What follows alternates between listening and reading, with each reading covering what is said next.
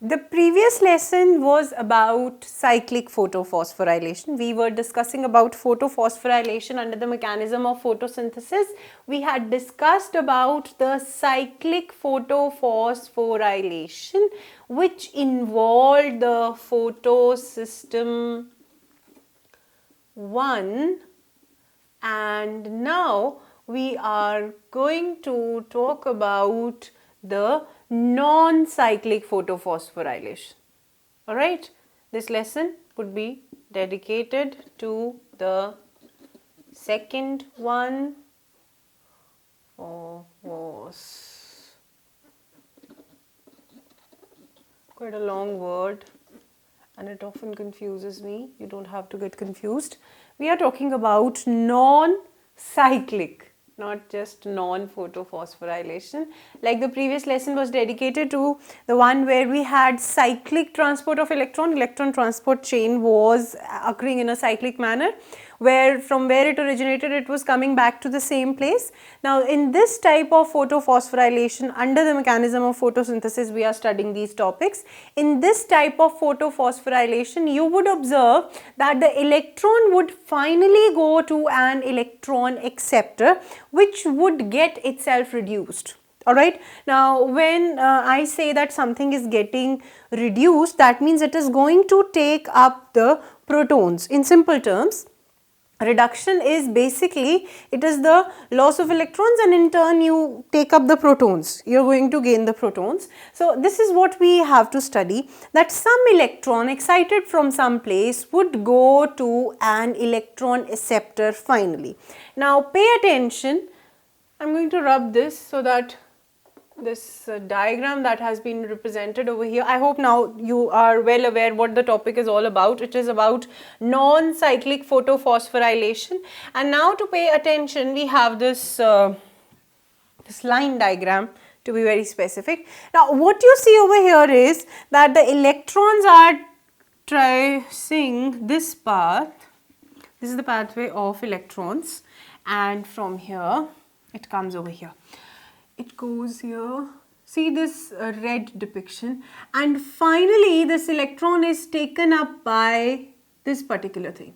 It gets fixed over here. So we have to send the electron to this particular NADPH. What it is? It is a reducing power. Please remember, ultimately what we have to do, we have to reduce carbon dioxide, and for reducing carbon dioxide we would need protons. Now the game has somewhat started over here. We are collecting the protons which are to be fixed in the carbon dioxide. Keep that aside for now. It is a complex step which we study later on. But for now what you have to keep in mind is that the electrons which were excited, as in the case of cyclic photophosphorylation, we did talk about the excitation of electrons in the pigment system. We did talk about the excitation when we studied the electron transport system. Now what we have to see, that in this type of photophosphorylation, which primarily is the generation of ATP using the energy of photons. So here comes the energy of photons on the antenna molecules. Two of the electrons from the photosystem 2, that is PS2, get excited. They are accepted by the first electron acceptor, that is pheophytin. It is similar to that in the case of cyclic photophosphorylation. What we have to observe is that where does the ATP formation takes place, because as the name suggests, the topic that we are studying is photophosphorylation. So we did take into account the photons which are responsible for passing their energy to the photosystem, from where the electron gets excited, and as the electron would move across the gradient of redox potentials, this is depicting the redox potential, as it would move lower down the gradient, the excess energy released would be utilized for generation of ATP. So somehow this depiction deals with non-cyclic photophosphorylation. That is what I have been talking about till now. Now we are going to observe what is happening, by what course it is happening. That is to be remembered by heart. So please remember that the photon would come and fall on the antenna molecules. They would take up the energy. That energy would be transferred to the main core molecule, okay, reaction center. The reaction center would expel 2 of its electrons. Now, why do we take 2 electrons? Because here we have to keep in mind that this water molecule is a crucial driving force for this particular reaction. Please remember, okay? We'll come to it. But for now, the 2 electrons, they get excited. They are taken up by pheophytin, as there was agent X in cyclic photophosphorylation. See that part of diagram. It is cyclic only, but over here it is going to NADPH. Okay, same P700, that is photosystem 2. Agent X sits over there, and whatever is happening will reach there as well. Pheophytin takes up the 2 electrons, it gets reduced. As it gets reduced, it becomes a strong oxidant. So it passes on its 2 electrons to plastoquinone. Alright, this plastoquinone passes the 2 electrons again to cytochrome BF complex. When this electron is going from cytochrome BF complex, it undergoes a sharp dip in energy, redox energy, and that energy is taken up by ADP and inorganic phosphate to form ATP.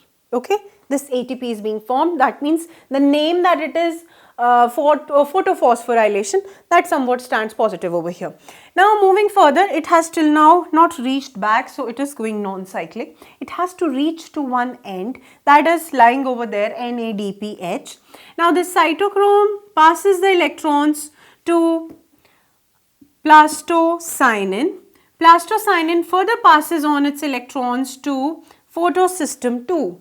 Photosystem 2 on the other hand also takes up light energy because it is being illuminated by sun simultaneously. Its electron goes to agent X. From agent X it goes to a series of reducing agents which pass on the electron ultimately to NADP positive, which is deficient of electron. It comes along with a proton and forms the NADPH. Now what you see, this is how the electron is going. It is not reaching back from where it started. It got fixed somewhere else. That is why it is non-cyclic photophosphorylation. That means we have in the end ATP, and we have one more thing, that is NADPH. I would suggest you to keep in mind these 2 things. They are going to be crucial. Put these in your pocket, mind's pocket, and they are going to play an important role in the formation of glucose. Now you would be baffled by now that we talked simply that photosynthesis is just the formation of glucose in the simplest terms. That is how we started about photosynthesis long time back, and nowhere over here have we got glucose. But keep in mind that these 2 things, they are rich in energy. They have lot of energy potential in them. One has the reducing protons, which would form an important component of glucose, and one has the energy. This is the energy currency. So these 2 are going to play an important role in the formation of glucose. Now this part of the photophosphorylation process is nothing but mechanism of photosynthesis, which we talked in the beginning, that there is a photochemical phase. Didn't we talk about this, that there is a photochemical phase and there is a biochemical phase? So basically the photochemical phase is nothing else but this process where the light energy is getting trapped in the form of bonds of ATP, and at the same time in the chemical bonds of NADP positive, which gets reduced to NADPH. This is otherwise known as reducing power. So this light that came and fell on the chloroplast and then on the pigment system and then excited an electron is somehow giving some product, and those 2 products are ATP and NADPH, which is otherwise known as reducing power. These 2 are the outcomes of the photochemical phase. Now the photochemical phase is studied as Photophosphorylation. I am repeating it. We said that photosynthesis occurs in two phases. First one is photochemical phase, second one is biosynthetic phase. Now till now we didn't discuss about photosynthetic phase, but I told you that I am going to introduce you to some terms and you will understand what it is all about. By the end you are well aware of the terms that we have discussed. It is quite clear now that we are done with the photochemical phase. Why we are done? Because as I told you, in the photochemical phase, as the name suggests, there would be some chemical reaction and it would be taking in the presence of sunlight. Same thing is happening over here. Sunlight is falling and we are having two products in our hand. One is ATP and other is NADPH. Okay, the energy that came in the form of photons, that has been trapped in the chemical bonds of two products that we have obtained. Undoubtedly, all this process is going inside the non-appressed and appressed parts, and apart from this process which is generating two outcomes, we have an additional process that we studied, that is cyclic photophosphorylation, where we do not get the NADPH though, but we do get ATP. Try to recall it. The previous lesson was dedicated to cyclic photophosphorylation, where we had talked about the antenna molecule giving rise to electron excitation, where the electrons get excited from the reaction center and they move further and further, but instead of taking this track, they come downwards like this, and here the ATP got generated. So we have two processes and this comprises the photochemical phase of photosynthesis.